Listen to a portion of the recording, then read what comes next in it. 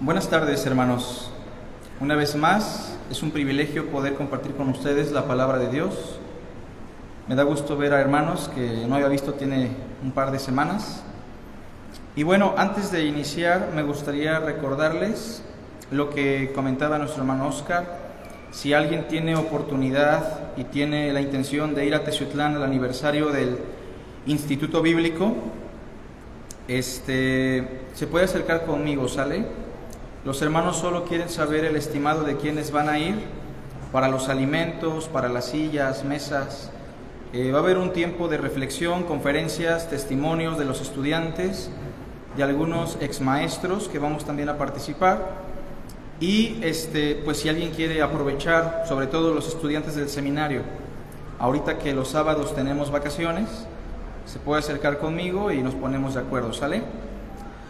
También quiero aprovechar para presentar a dos nuevos miembros de la congregación. Como ustedes saben, su servidor entre semana visita algunas familias y estamos viendo con algunos hermanos un curso que se llama Los Primeros Rudimentos. Yo creo que todos aquí ya los conocen, o la mayoría, y dos hermanos se han agregado a la iglesia. Después de platicar con ellos, yo puedo testificar como pastor y como hermano que conocen de Cristo, que conocen el Evangelio, y que no hay ningún impedimento para que ellos formen parte del cuerpo de Cristo. Quiero que los identifiquemos y oremos por ellos. Nuestro hermano Fernando y nuestra hermana Isabel, que aquí están con nosotros. Les damos la bienvenida, hermanos, que Dios les bendiga. Pues ya para que los ubiquen, ¿verdad?, los conozcan, son los papás de nuestro hermano Hetzaí. Vamos así a orar por ellos ahorita en un momento. Muchas gracias, hermanos, pueden tomar su lugar. Y aprovechando nuestra oración, también quiero que oremos por, los hermanos que están en recuperación, otros que están enfermos. De manera muy especial quiero que oremos por nuestra hermana Yolanda, que nos está viendo desde su casa, que tiene un problema de salud que de alguna manera le ha bajado el ánimo. La queremos animar desde aquí, desde el culto. Y también a nuestro hermano Alfredo, ¿verdad?, para que él sea un soporte importante para nuestra hermana. Nuestra hermana Eli, veo que ya está aquí con nosotros, ¿verdad? Nuestro hermano Israel también, con su familia. Karina está por aquí, ¿no, verdad? Bueno, pero seguimos orando por Karina, su recuperación. Por Farid, por nuestra hermana Laura, que está aquí con nosotros, ya mejor.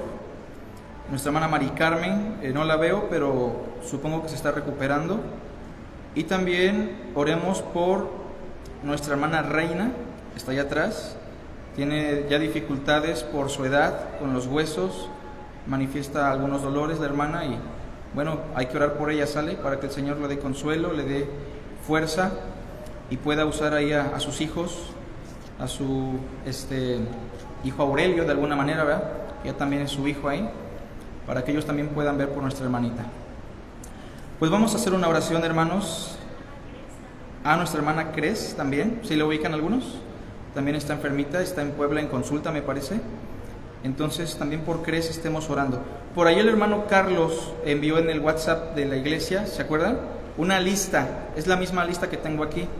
Entonces, hermanos, en sus tiempos de oración, tomen en cuenta a estos hermanos, por favor, ¿sale? Los abuelitos de Mariana, es verdad, y una familia que conoce Carlita, Sergio, que perdieron a una bebé. Entonces por ahí sí, no sé si Carlitos nos haga el favor al ratito de agregar estas peticiones. Cres, los abuelitos de Mariana, ¿qué más dijimos? Y Sergio sí lo agregó esa vez, yo me acuerdo. Bueno, pues vamos a orar, hermanos, también para que nuestro hermano Fernando, nuestra hermana Isabel, sean de mucha bendición en nuestra iglesia y nosotros también podamos servirles en amor, ¿sale? Oremos por ellos también. Padre, te agradecemos por este tiempo de reflexión, de adoración, Señor, de servicio. Te queremos pedir hoy, Señor, en esta mañana que perdones nuestros pecados, que tú escuches nuestra oración por los méritos alcanzados por tu Hijo, que bendigas la reflexión, la enseñanza, la predicación. Te damos las gracias por la vida de Fernando, por Isabel, quienes han creído en tu nombre, Señor, quienes se han agregado a tu iglesia, quienes tiempo atrás participaron del bautismo, testificando de su fe. Permítenos abrazarlos como hermanos, Señor, guiarles, amarles, exhortarles y también permite que ellos sean de bendición para nosotros como iglesia. Te rogamos también por aquellos hermanos que están padeciendo. Tú conoces a todos los que ya mencionamos, Padre. Guárdalos, dales fuerza, recuperación. Te damos a ti la honra y la gloria, Señor, porque tú contestas nuestra oración de acuerdo a tu voluntad. Bendito seas, Padre, en el nombre de Cristo Jesús. Amén. Vamos a abrir nuestras Biblias en Marcos.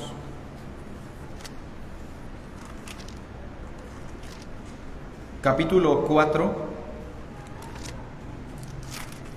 Versículo 35 al 41.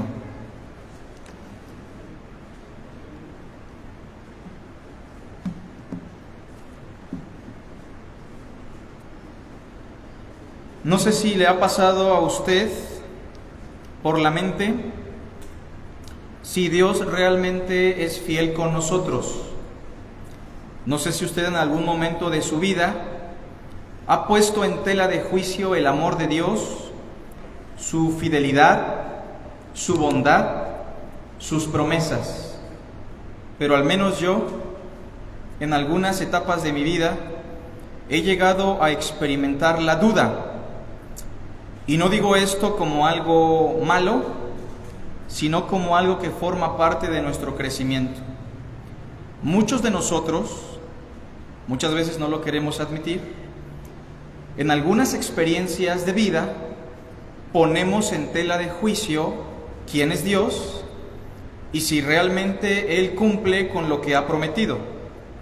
Sobre todo cuando estamos en experiencias de dolor, cuando estamos experimentando la adversidad, la enfermedad, la pérdida, el duelo, es cuando nosotros ponemos en tela de juicio muchas veces si Dios realmente está siendo fiel o si lo que estamos haciendo para Dios vale la pena.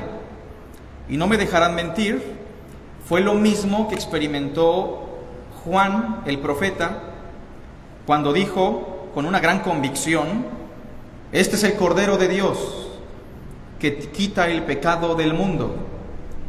Pero cuando es llevado a una experiencia de adversidad y Herodes lo tiene prisionero y sabe que le van a quitar la cabeza, le dice a sus discípulos: vayan y pregúntenle a Jesús si es Él a quien esperamos o esperamos a algún otro. Si se dan cuenta que Juan, con todo y que Cristo dijo que era el hombre más grande de todos los hombres nacidos de mujer, cuando estaba al borde de la muerte, cuando estaba experimentando la adversidad, puso en tela de juicio a Jesús, ¿verdad? Ya no estaba tan convencido de si Él era el Cordero de Dios. Lo mismo le pasó a Marta y María. Maestro, si tú estuvieses aquí con Lázaro, es muy probable que tú lo sanes. Si tú hubieses estado aquí, Señor, nuestro hermano Lázaro no hubiera muerto. ¿De veras eres amor? ¿De veras estás interesado en nosotros? Y cuando estamos en momentos hermosos, de paz, de tranquilidad, nosotros tenemos una perspectiva diferente. Cantamos: tú eres mi Dios, tú eres mi Rey, te exaltaré, mi Dios, mi Rey, y pareciera que todo es un mundo color de rosa. Y el día de hoy vamos a explicar un pasaje que precisamente versa sobre lo siguiente. Hoy hablaremos sobre un cambio de perspectiva sobre Jesús. ¿A través de qué? De las circunstancias. Un cambio de perspectiva sobre Jesús a través de las circunstancias. En teoría Jesús es nuestro Salvador. En teoría Jesús es nuestro Dios. Pero en la práctica y en la experiencia humana, Cristo muchas veces nos reprocha: ¿por qué me llamas Señor, Señor, y no hacéis lo que yo os digo? Por ejemplo. O como les dirá en el texto que vamos a leer: ¿por qué están tan amedrentados? ¿Por qué no tienen fe? Y yo me imagino que algunos de ustedes han pasado o están pasando por momentos muy difíciles. Puede ser una enfermedad que los tiene al borde de la muerte. Puede ser que usted ha entrado en la desesperación por la economía, Puede ser que usted está poniendo en tela de juicio si Dios realmente es quien dice ser. Pero yo quiero explicarle cómo la duda y cómo las experiencias difíciles son realmente necesarias. Quiero que noten en el capítulo 4 de Marcos, cómo Marcos dice lo siguiente. Verso 35. Aquel día, cuando llegó la noche, les dijo: pasemos al otro lado. 36. Y despidiendo a la multitud, le tomaron como estaba, en la barca, y había también con él otras barcas. Pero se levantó una gran tempestad de viento, y echaba las olas en la barca de tal manera que ya se anegaba, se estaba hundiendo. Y él estaba en la popa, durmiendo sobre un cabezal. Y le despertaron y le dijeron: Maestro, ¿no te importa que perecemos? ¿No tienes cuidado que perecemos? Y levantándose reprendió al viento y dijo al mar: Calla, enmudece. Y cesó el viento y se hizo grande bonanza. Y les dijo: ¿por qué estáis así amedrentados? ¿Cómo no tenéis fe? 41. Entonces temieron con gran temor, y se decía el uno al otro: ¿quién es este, que aún el viento y el mar le obedecen? Si ustedes miran en su Biblia, sobre todo en su Biblia, se van a dar cuenta que Marcos exalta las experiencias de este pasaje en un grado superlativo. Todo lo hace grande. Por ejemplo, en el verso 37, ¿se levantó una tempestad? No, una gran tempestad. En el versículo 39 al final, no solamente se dice que se hizo bonanza o todo se puso tranquilo, se nos dice que se hizo grande bonanza. Y en el versículo 41, temieron con gran temor. Marcos acentúa estas experiencias como algo grande en la realidad de los discípulos. Así que usted puede pensar que las experiencias que vivimos no son relevantes o importantes para Dios, pero nos daremos cuenta que el dolor es importante en la vida cristiana.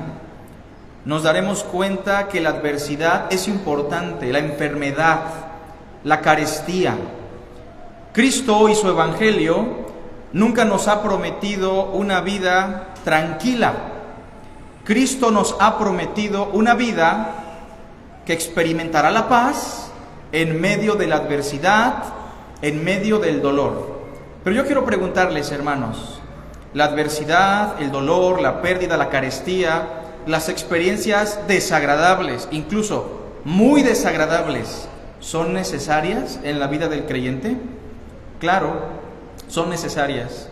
¿Qué sería del apóstol Pedro si Dios no le hubiese permitido que Satanás lo sacudiera como a trigo? ¿Qué hubiera sido de Abraham si no hubiese experimentado lo que experimentó?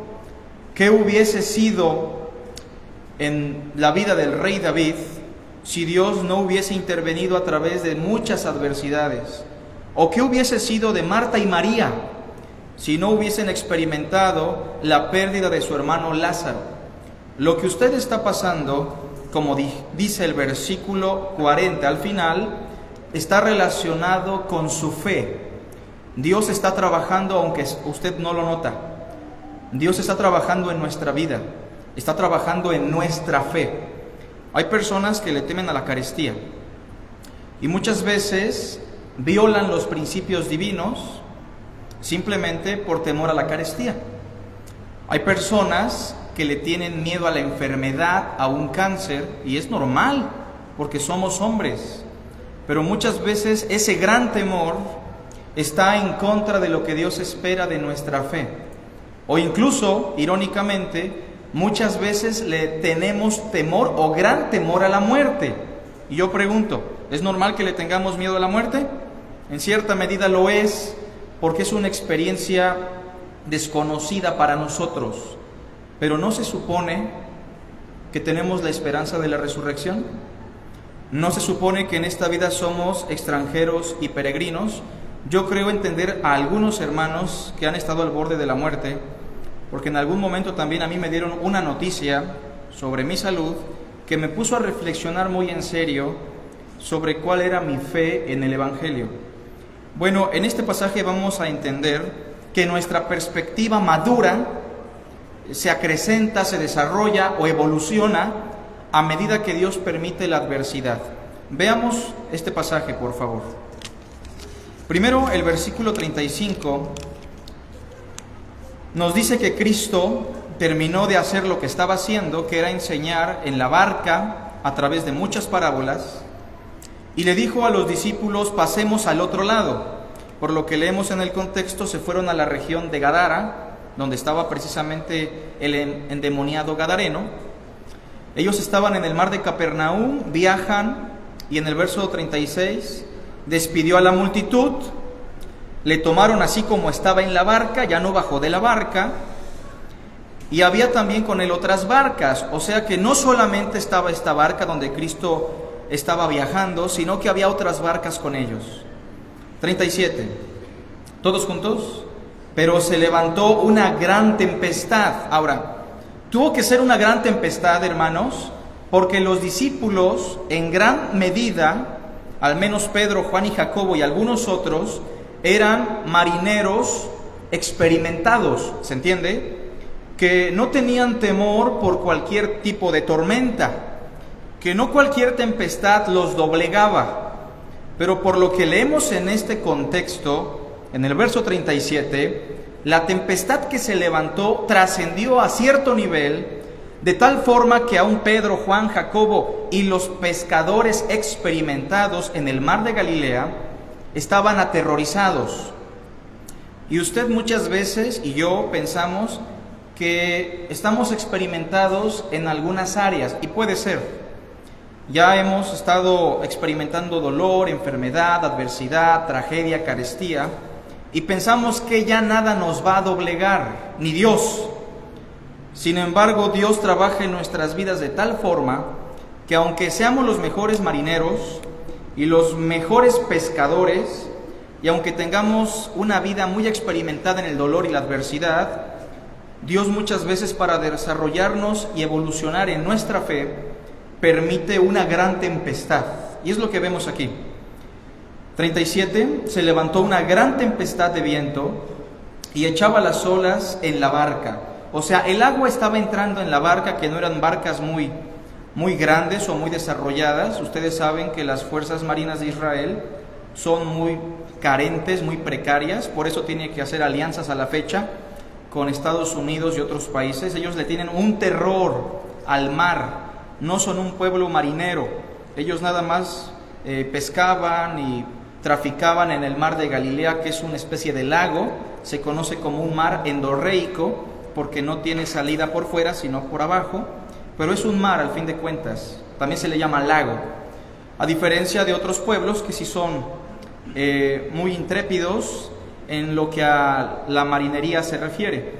Ahora, el versículo 38 nos dice que aunque estaba esta gran tempestad y la barca se estaba llenando de agua y se estaba hundiendo, paradójicamente en el verso 38 se nos dice que Cristo estaba en la popa. ¿Y qué estaba haciendo? Durmiendo. La proa es la parte de enfrente de las barcas, la popa es la parte trasera. Regularmente tenían un cabezal. Se entiende que Cristo está durmiendo sobre ese cabezal, pero entiendas, hermanos, que aunque está durmiendo, el agua le está cayendo en la cara. Y eso es muy normal si van navegando en el mar y si hay una tormenta.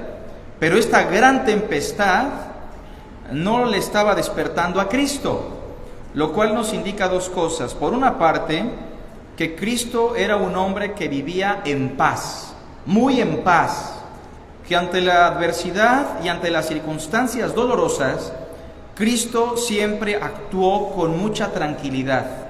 Obviamente, lo único que le quitó la paz fue saber que Dios lo iba a abandonar en la crucifixión. Ahí sí podemos ver a un Jesús experimentando una gran presión, un gran estrés, pero porque se trata de Dios mismo. Pero con respecto a las experiencias humanas, Cristo estaba muy tranquilo. Pero por otra parte, el hecho que la tempestad no lo despertara nos indica otra cosa. Por una parte, que Cristo estaba muy cansado. La labor de estar enseñando desde la barca, gritando básicamente porque no había micrófonos, la labor de atender a multitudes de enfermos, endemoniados y personas que lo buscaban, implicaba un gran sacrificio en cuanto a su cuerpo, en cuanto a su mente, y cada vez que Cristo viaja en las barcas, si usted pone atención, siempre se la pasa durmiendo. Y esto nos está indicando que Jesús de Nazaret destaca mucho su humanidad, sobre todo en el Evangelio de Marcos. Yo pregunto, ¿él se cansaba o no? Y estaba muy cansado. Recordemos, era Dios, definitivamente, pero en su estado de humillación jamás usó su divinidad. Pregunto yo, ¿él podía quitarse el cansancio, sí o no? Claro, pero en su obra de humillación, él se limitó a la condición de hombre. Entonces podríamos pensar también que estaba tan cansado y su sueño era tan profundo que ni siquiera la tempestad le robaba el sueño. Y nosotros muchas veces, simplemente porque le debemos a una tienda departamental, no podemos dormir, ¿no? Que es un tipo de adversidad. Bueno, después nos daremos cuenta que los discípulos lo despiertan, quiero imaginar que lo estaban moviendo, aparte de que la tempestad era muy fuerte, y le despertaron, dice el verso 38. ¿Y qué le dijeron todos juntos? Maestro, ¿no tienes cuidado que perecemos? En primer lugar, cuando nosotros estamos en adversidad, cuando pasamos por dolor, cuando pasamos por luto, pérdida, tenemos una perspectiva, número uno, sobre un hombre ajeno ante nuestros problemas. Y enfatizo en el punto número uno, un hombre ajeno, porque a Jesús en este contexto se le trata como hombre, ¿se entiende? Como un maestro humano, como un Mesías humano, que repito, es Dios, pero que en ese punto, en la narración de Marcos, se le está tratando como hombre. Ellos le dicen, maestro, ¿no te importa? La traducción correcta es esa. ¿Qué acaso no te interesa? ¿No te importa que estamos al borde de la muerte? Y esa es la perspectiva que nosotros tenemos sobre Jesús y muchas veces también sobre Dios. Cuando estamos al borde de la muerte, cuando estamos experimentando la carestía, cuando estamos experimentando la enfermedad, regularmente la pregunta es la misma. ¿Qué acaso no te importa que estamos pereciendo? Señor, ¿qué no tienes cuidado de mí? Que soy tu hijo, tu hija, y que he experimentado cosas dolorosas, pérdidas, carestía, dolor, enfermedad. En ese momento nuestra perspectiva es equivocada, obviamente. De hecho, me gustaría mostrarles otros pasajes. En Juan, por ejemplo, capítulo 11, vemos cómo la reacción de estas dos mujeres que yo les mencionaba al principio es la misma. Juan capítulo 11, versículo 1. Búsquelo en su Biblia para que no movamos la pantalla si quieren y podamos tener nuestra vista ahí. En Juan 11, ¿sí se acuerdan que dos mujeres amadas por Cristo están experimentando el dolor? Y yo no sé si aquí hay personas que han experimentado el dolor a ese nivel. Yo estoy seguro que sí, porque somos humanos. Pero ¿quién no ha experimentado una pérdida humana de tal forma que uno pone en tela de juicio si Dios está presente? Si Jesús realmente, como mi maestro, está interesado en lo que yo estoy sufriendo. Entonces estas mujeres, dice lo siguiente ahí. Estaba entonces enfermo uno llamado Lázaro, de Betania, de la aldea de María y de Marta su hermana.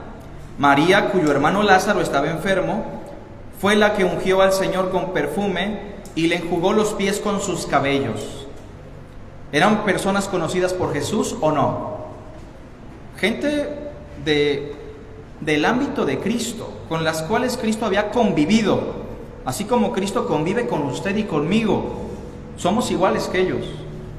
Enviaron pues las hermanas para decir a Jesús, todos juntos, Señor, ¿cómo dice? He aquí el que amas está enfermo. Para empezar, la forma en la cual ellas se refieren a su hermano es el que amas. No es cualquiera, Señor. Yo, a quien tú amas, mi hermano, a quien tú amas, tu amigo, está enfermo. Como que yo no puedo dimensionar, Señor, cómo es posible que tú seas la expresión mayor del amor y por otra parte yo esté enfermo. ¿No pensamos así muchas veces?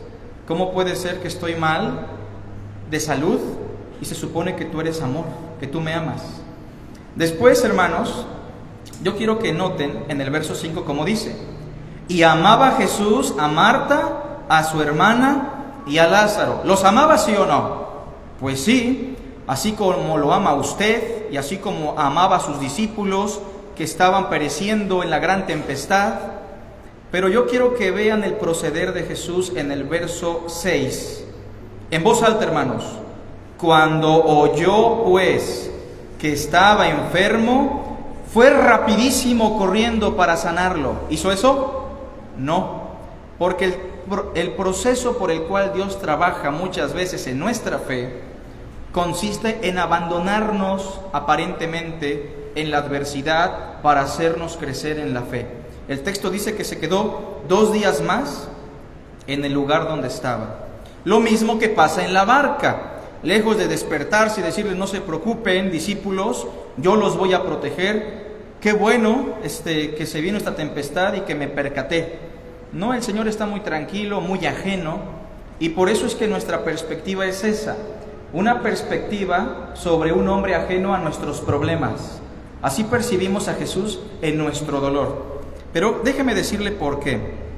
Inciso A, porque esta es una perspectiva que nace cuando estamos dominados por el miedo.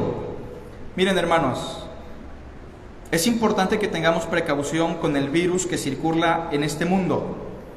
Y aunque se nos dice que el riesgo ya no es tan mortal, la Biblia dice que debemos ser sabios y huir del mal.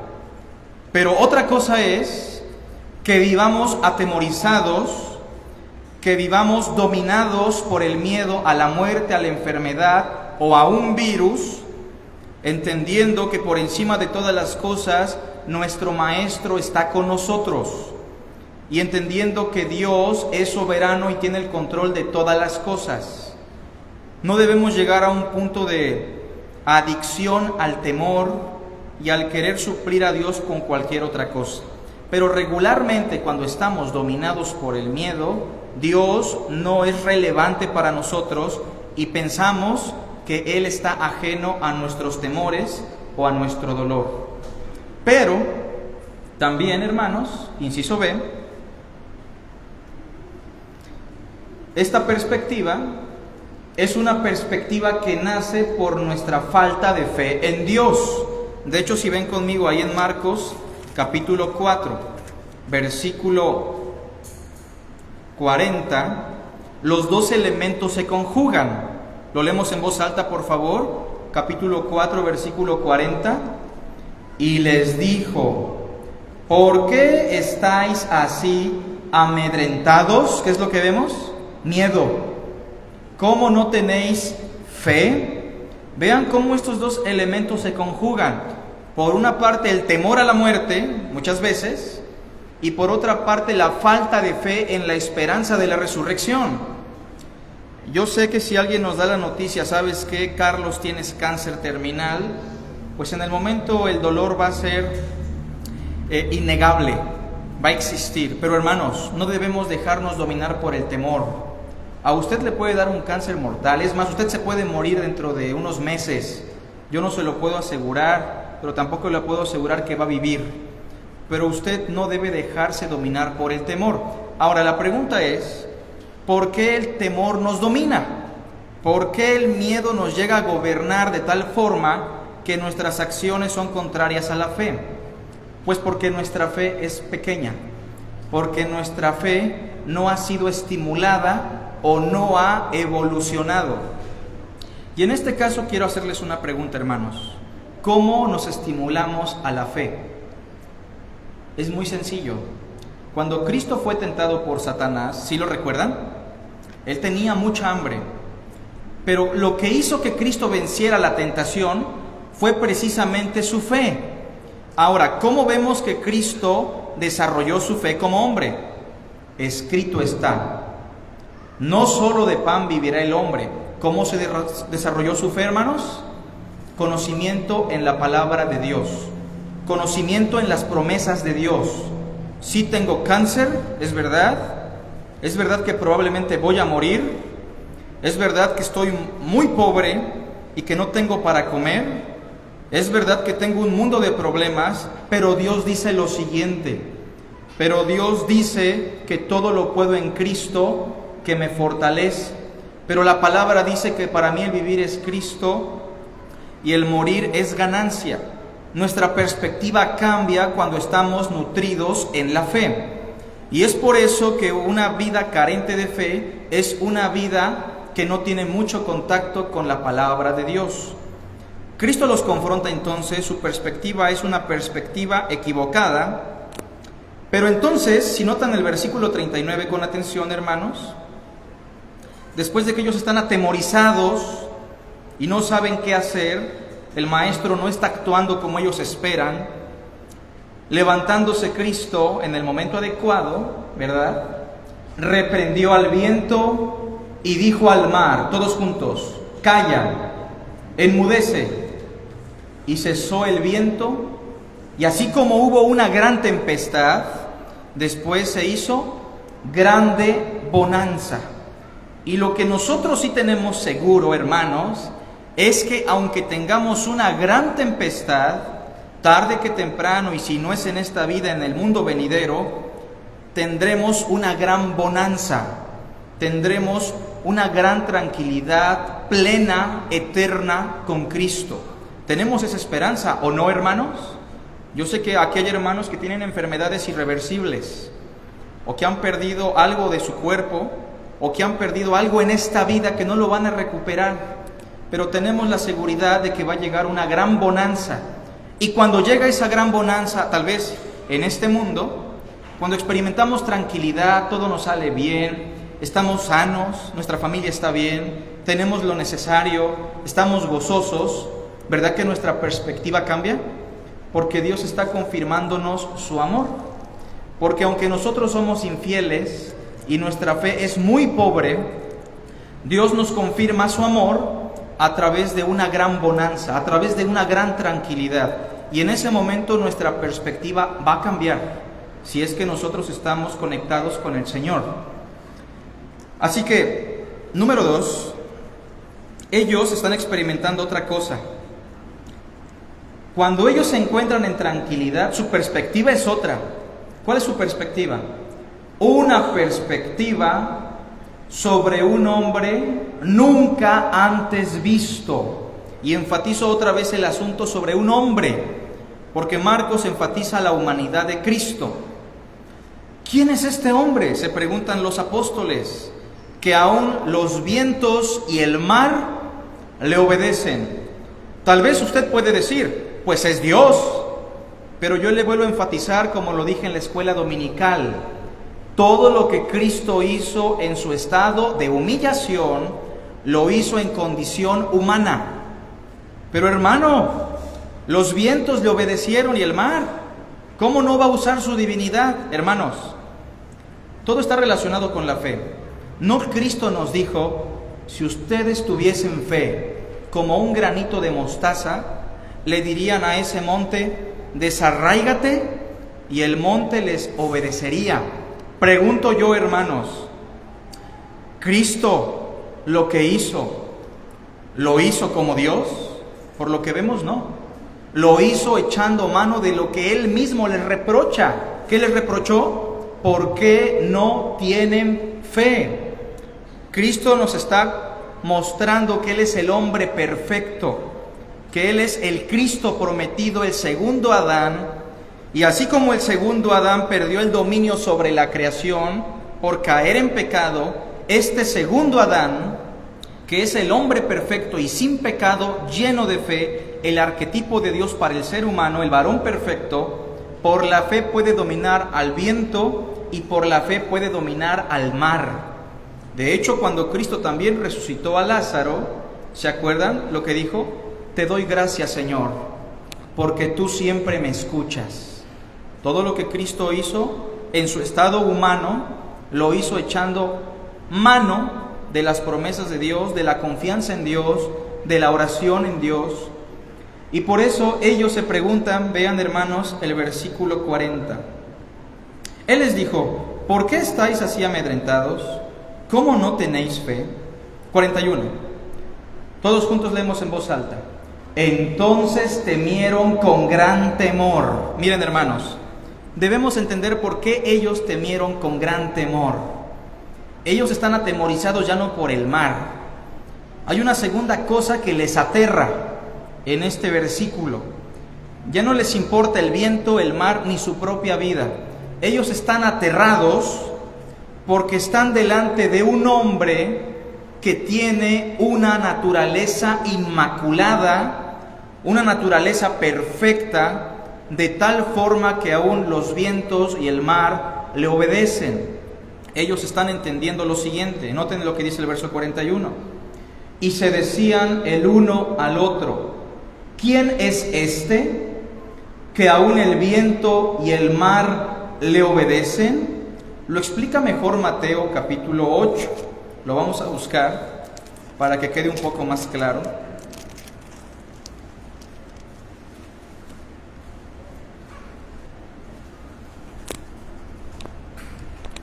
En Mateo capítulo 8, teniendo la misma historia, verso 27, por favor. Después de que se hizo grande bonanza, en Mateo 8, versículo 27, los discípulos dijeron lo siguiente. ¿Lo leemos, hermanos? En nuestras Biblias sale. Dice así, todos juntos. Y los hombres se maravillaron diciendo, todos juntos, ¿qué hombre es este? Miren, hermanos, noten la pregunta. Ellos se preguntan, ¿qué clase de humano es este? Y me gustaría responder a la pregunta de los apóstoles. ¿Qué clase de hombre es este que aún el mar y el viento le obedece? Primero quisiera preguntarles, si Adán no hubiese pecado jamás, ¿también el mar y el viento le obedecerían o no? Pues claro, si usted y yo como hombres no tuviésemos pecado y tuviésemos una fe plena como la del Mesías, ¿no lo dijo él? Aún este sicómoro se iba a desarraigar y lo iban a plantar por la fe.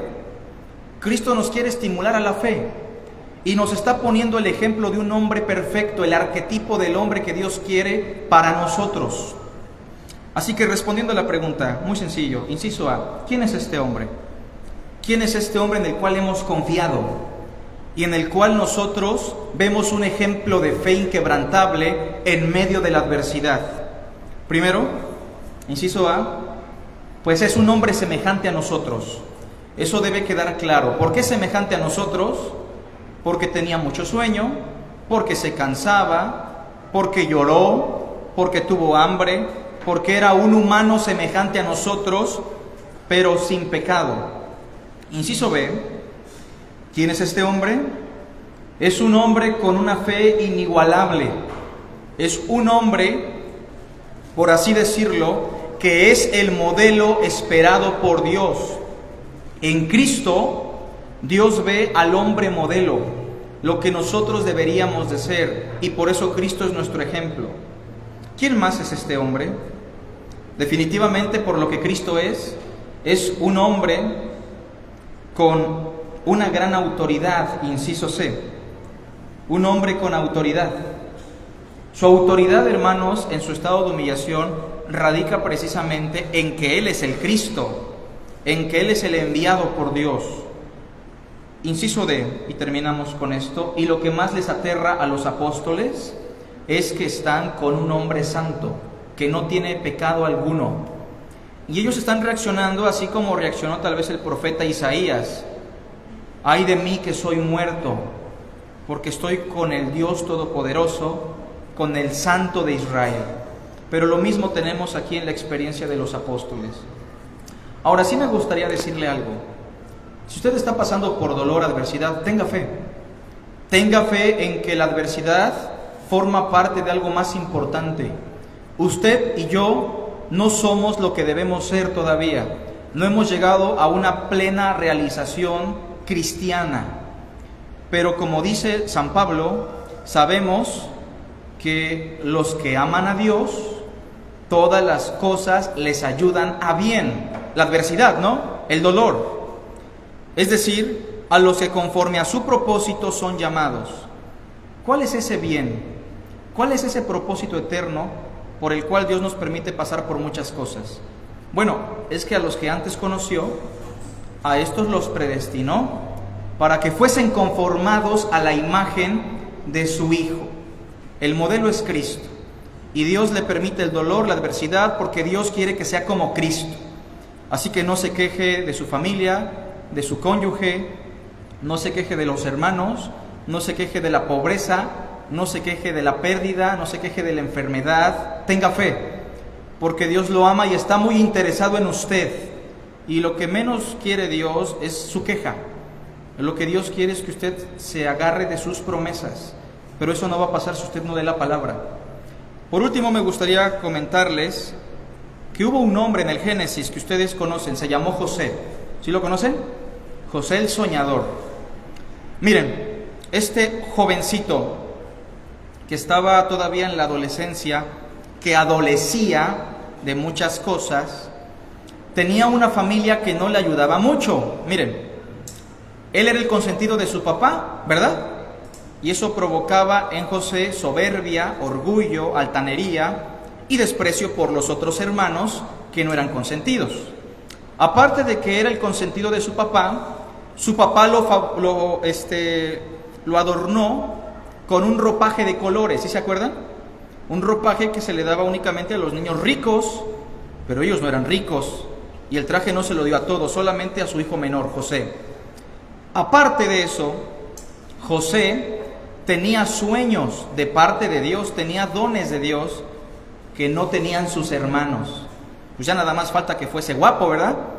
Pero si era guapo, efectivamente, porque la esposa de Potifar lo quería. Y entonces Dios permite en la vida de José circunstancias difíciles, una gran tempestad, lo venden como esclavo, José prospera, viene un poquito de bonanza y después lo acusan de violador y va a la cárcel, y José pasa por muchas experiencias. Pero yo pregunto, cuando sus hermanos buscan a José y José tiene la oportunidad de vengarse justamente, ¿qué nos dice el texto? Que José era un hombre lleno de misericordia y que él dijo: ¿quién me ha puesto a mí por Dios? Tuvo misericordia de sus hermanos. ¿La adversidad le ayudó o no? Sí, todas las cosas nos ayudan a bien. ¿O qué podemos decir de Moisés? Un joven similar, rico, poderoso, príncipe de Egipto, y Dios le permitió pasar por mucha adversidad, y Deuteronomio dice que no había hombre sobre la tierra que fuera tan manso y humilde como Moisés. ¿Cómo Dios puede cambiar el carácter y la personalidad de un homicida, porque Moisés era un homicida, a un hombre manso, el más manso sobre toda la tierra? O pensemos en Juan, el apóstol, ¿no? Un hombre agresivo, arrebatado, violento. Señor, ahí no te quieren recibir. ¿Quieres que mandemos que descienda a fuego y los consuma a todos, como lo hizo el profeta Elías? Pero Dios le permite la adversidad. Y hemos leído lo que le pasó en Patmos, por ejemplo. ¿Y cómo termina sus días? Hijitos, amémonos unos a otros, porque el amor es de Dios. No menospreciemos la adversidad y tengamos una perspectiva correcta sobre Cristo y sobre Dios. Hagamos una oración, hermanos. Te damos las gracias, Padre, por tu palabra. Te rogamos la bendigas las ofrendas y lo que resta de nuestro culto de adoración en Cristo Jesús. Amén.